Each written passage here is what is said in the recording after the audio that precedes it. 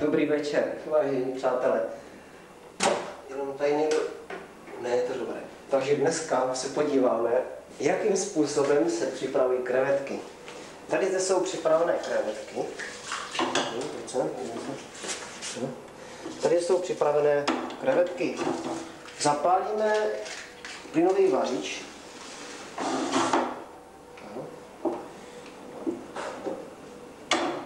A na mírném ohni lehce povaříme.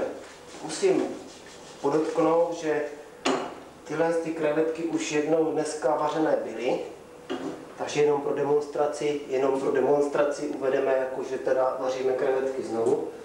A co je důležité? Velice důležité jsou ingredience, které se přidávají už během samotného vaření, během samotné přípravy. To znamená, nesmíme podcenit vůbec nic. Přidáme trošku oleje, aby se nám to tak jako nepřipeklo. Potom tady máme další druhý koření, ocet. Všecko, sůl, ano. Takže tohle jsou základní suroviny, primární suroviny. Je tady pomálu dneska. Jak jsem říkal, je to velice důležité nic nepodceňovat, jelikož nesmíme dát ničeho ani moc a nesmíme dát ani ničeho málo. Papričky trošku, že ano, tak paprička a je to dobré. Tak a teďkom, ještě se nám to nevaří, plamen je totiž slabý, přilijeme ocet. Ano, je to ocet. Trošku octu přidáme. Okamžitě, ano, to je velice zajímavé. Podívej se.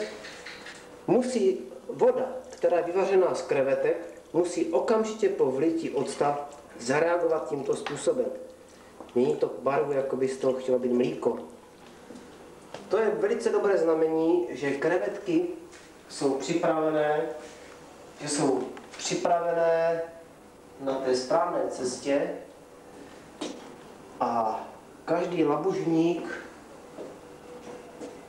nakonec ocení pečlivou přípravu.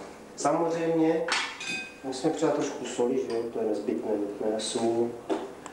Nikdo se s tím potom nebude párat, protože když se to jí, že mastnýma špinavýma rukama, zejména tady v Africe, nikdo už nemá potom čas se hrabat v soli, že protože... Tak.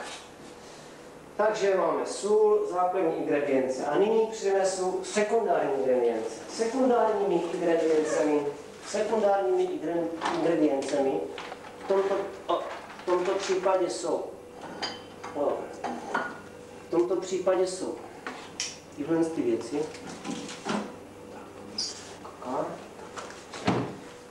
Takže máme teď připravené sekundární ingredience. Je velice důležité dodržet přesné dávkování a postup.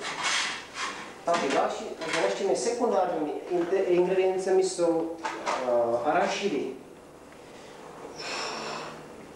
Je to takové estetické, sem tam, když někdo nahmátne do té čvajdy, nahrábne arašid, může si dát, když zrovna ten druhý mu z ruky vyhrábne jednu krevetku, takže pár arašidů nezaškodí. Dál z toho samého důvodu přidáme trošku fazolek.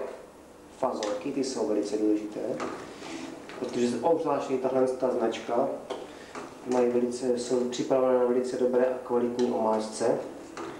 Já jsem se z toho jednou dobře poblil, takže to jako je velice dobrá známka toho, že a nesmíme opomenout slazené mléko.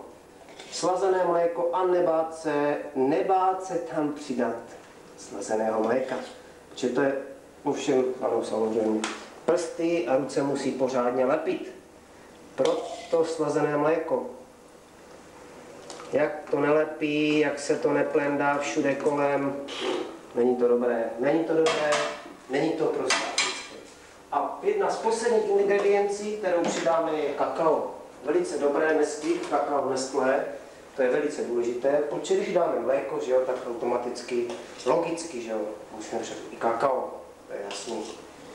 Když není mléko, není i kakao. Když je mléko, přidáme i kakao, ať to má to, co to má mít. Tak. Všechno to takhle krásně promícháme. Na první pohled se zdá, že to je obyčejná linda. Ovšem pozor. A můžeme přidat trošku kafe, že jo? To je taky, na co budeme vařit kafe po obědě, když ho můžeme přidat rovnou do máčky, že? Co bychom si to neurychlili? Právě normální, v žaludku se to stejně všechno smí dohromady, tak to tam pláskne hned, máme pokoj. Tak už se nám to pěkně vaří, vidíte ta doba, za kterou se to přivedlo do bodu varu, je velice krátká, to je všechno připravené. No to voní to mnohem lépe, než když se tam nechají ty krevety samotný. To je smrad, smrdí z toho celý barák. OK, tak. Teďko velice vlastně už poslední procedura. Jak to máme všechno takhle uvařené, tak to pěkně vezmeme. A teď poprosím kolegu, aby na chvilku zastavil kameru, protože pokračujeme dál, skončili jsme u míchání. Takže finální procedura spočívá v tom, že celý hrnec takhle krásně vezmeme a mícháme. Následuje dlouhá cesta přes celý barák. A ano, konečně jsme tady.